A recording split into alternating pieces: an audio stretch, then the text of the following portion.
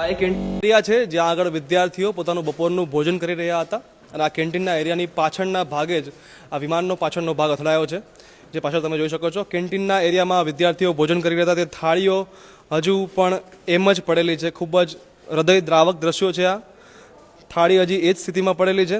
વિદ્યાર્થીઓને સમય નથી મળ્યો અહીંયાથી નીકળવાનો અને ઘણા બધા વિદ્યાર્થીઓ, ઘણા બધા યુવકો એ લોકોના મૃત્યુ થયા છે.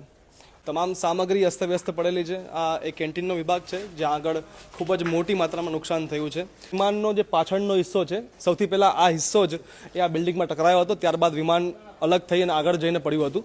આ હિસ્સો આ કેન્ટીનમાં અથડાયા બાદ આ કેન્ટીનમાં કેટલાક વિદ્યાર્થીઓ ભોજન ગ્રહણ કરી રહ્યા હતા. એ જ સમયે આ ઘટના ઘટી અને અહીંયા રહેલા ઘણા ખરા વિદ્યાર્થીઓના મોત નીપજ્યા છે. યાત્રિકોનો સામાન છે કે જે યાત્રિકો આ ઘટનામાં મૃત્યુ પામ્યા છે, તેમનો સામાન છે તે રેસ્ક્યુ ટીમે અલગથી કરીને અહીંયા આગળ જમા કરેલો છે.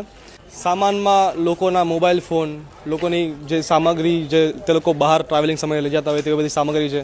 આ સિવાય ખાવા પીવાની વસ્તુઓ, આ સિવાય સોના ચાંદીની વસ્તુઓ, ઘરેણાં પણ મળી આવ્યા છે. એટલો બધો સામાન અહીંયા જમા કરવામાં આવેલો છે. આ મલબો જે લાગેલો છે, હમણાં આપણે જે હોસ્ટેલ જે કેન્ટીન હતી એ કેન્ટીનની જે પાછળ લાગેલો ભાગ હતો એ ભાગનો મલબો છે આ લાગેલો. સૌથી પહેલાં આ જે પાર્ટ હતો પાછળનો એ જ ક્રેશ થયો હતો, ત્યારબાદ આખું પ્લેન જે છે એ ક્રેશ થયું હતું. આ તમે જુઓ છો તે ફ્લાઇટનો મલબો છે, જે મુખ્ય ભાગ હતો તે અહીંયા ટકરાયેલો છે બિલ્ડિંગમાં અને જેના કારણે વધારે પડતું નુકસાન થયું હતું. અને આ મલબામાંથી જ લગભગ 60 થી 70 મૃતદેહો મળી આવ્યા હતા અને આ મુખ્ય ભાગ જે બિલ્ડિંગમાં ટકરાયેલો છે તે તમે જોઈ રહ્યા છો. આ તમે જુઓ છો તે અતુલ્યમ બિલ્ડિંગ કે જ્યાં આગળ આ વિમાન ક્રેશ થયું હતું. લગભગ 7 કલાક થયા વિમાન ક્રેશ થયા અને બિલ્ડિંગનો ચોથો માળનો ભાગ ત્યાંથી હજુ પણ ધુમાડા નીકળી રહ્યા છે અને હજુ પણ એ અસરગ્રસ્ત છે. ખૂબ જ વધારે નુકસાન આ બિલ્ડિંગને પહોંચાડ્યું છે વિમાને અને આ બિલ્ડિંગમાં પણ ઘણા બધા લોકોના મૃત્યુ થયા છે.